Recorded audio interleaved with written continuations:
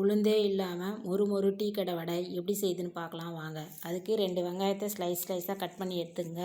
அதை நல்லா இப்படியே ஸ்மாஷ் பண்ணி விடுங்க.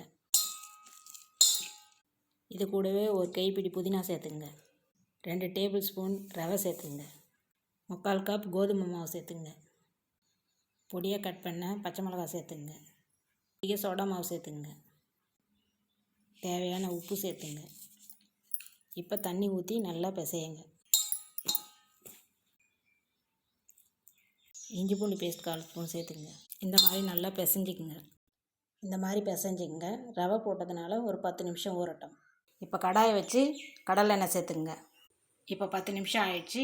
வடையை தட்டி போட்டுக்கலாம். கையில் கொஞ்சம் தண்ணி தொட்டுன்னு இப்படி தட்டி லைட்டாக மீடியம் ஃப்ளேம்லேயே வச்சு திருப்பி விடுங்க. இப்போ இது ரெடி ஆகிடுச்சு, எடுத்துடலாம்.